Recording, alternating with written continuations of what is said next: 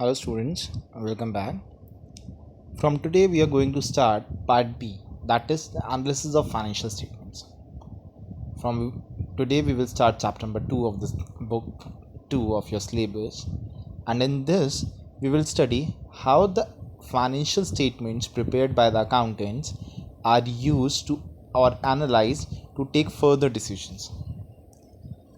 So the first thing, that is the meaning of financial statement analysis, it states it's a systematic process of dividing the financial information into simple and valuable elements, establishing relationship between interrelated elements and interpreting the same to understand the working and financial position of enterprise from its financial statements. यानी कि जो हमारे पास financial statements आए, statement of P&L है, balance sheet है, उनके basis पे जो इंटर रिलेटेड इन्फॉर्मेशन है उनको कंपेयर करना, उनके बीच में रिलेशनशिप सेट करना एंड देन उसको हेल्प करना ताकि बाकी लोग भी डिसीजन ले सकें उसके इन्फॉर्मेशन के बेसिस पे. Two words are there: analysis and interpretation. Analysis means simplification of financial data to give proper classification, and interpretation means explaining the analysis. So as per Mayer, it can be defined as it is largely a study of relationship among the various financial factors in business, as disclosed by a single set of statements, and study of the trends of these factors as shown in the series of statements.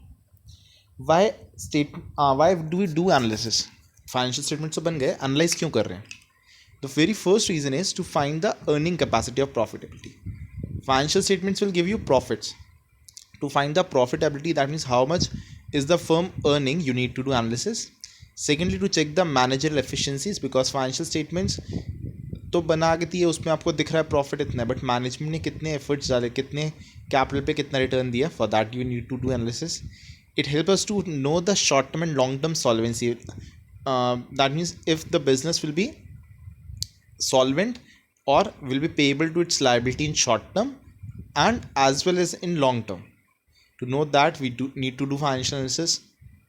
To facilitate inter-firm comparison, to compare it with other firms. Similarly, to forecast and prepare budgets for the nearby future, and to understand complicated matters.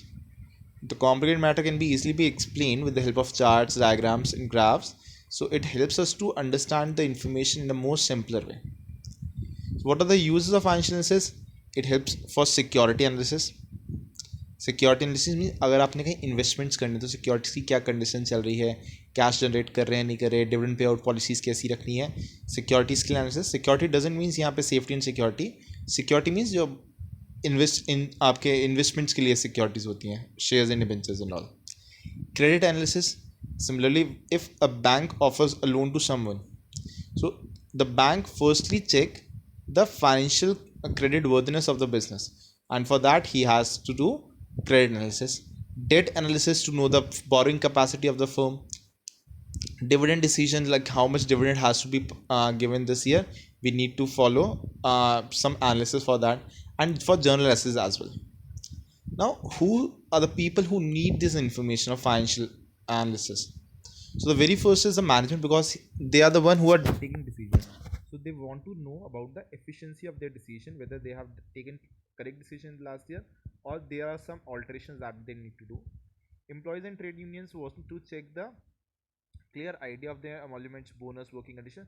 That means they want to check whether the salary or the bonus that they are getting are justified or not with the income of the business. Shareholders or owners or investors want to know how much return have they got over their investment.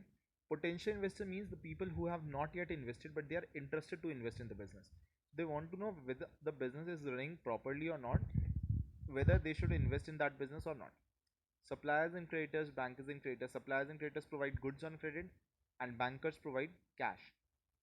Both of them want to check the credit worthiness and the repayment capability of the business, and only on that basis they provide loans.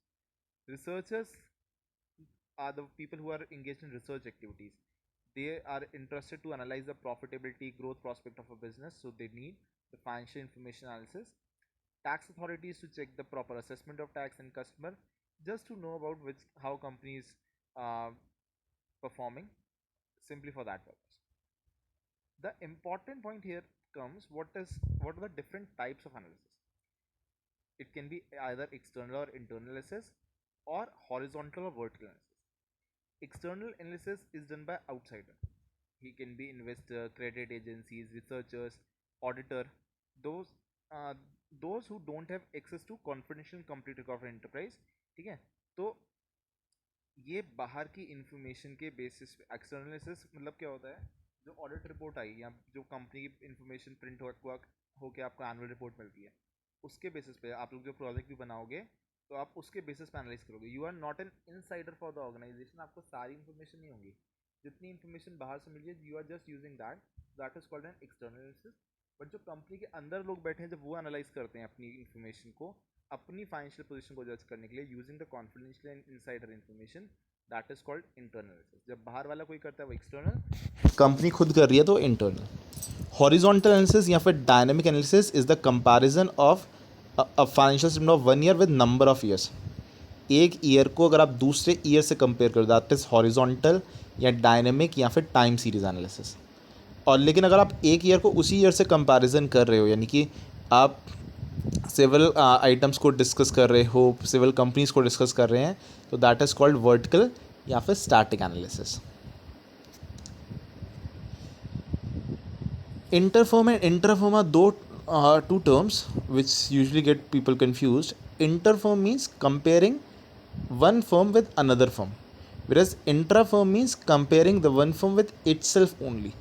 Different items को या different ES के data को, but एक ही firm के data को अगर आप compare करोगे that is intra firm.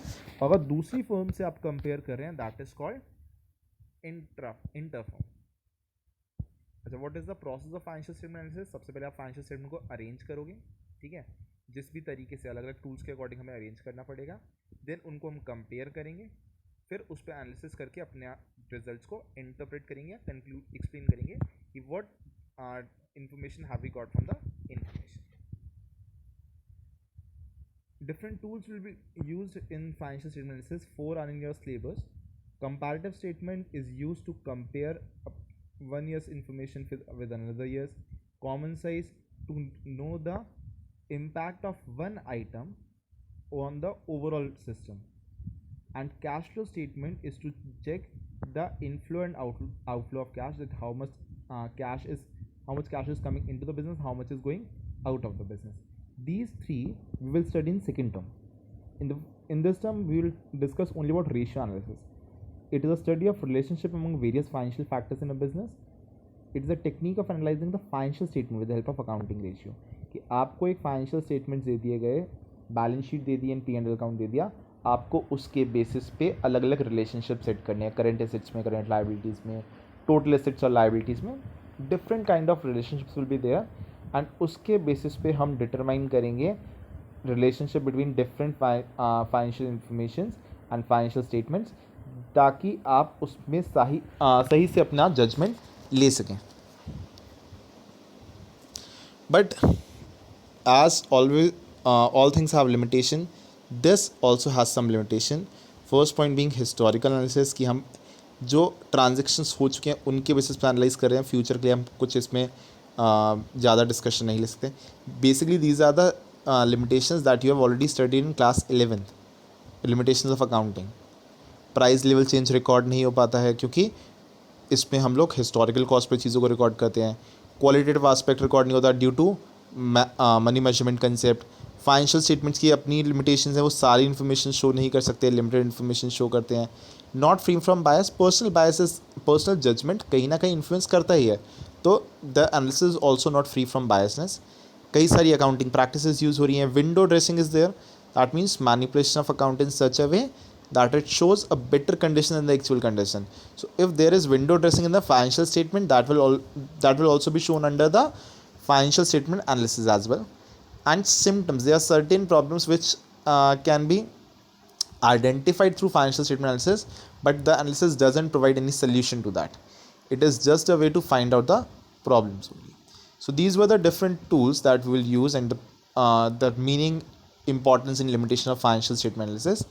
In the next video, we will start with another chapter that is important for your examination.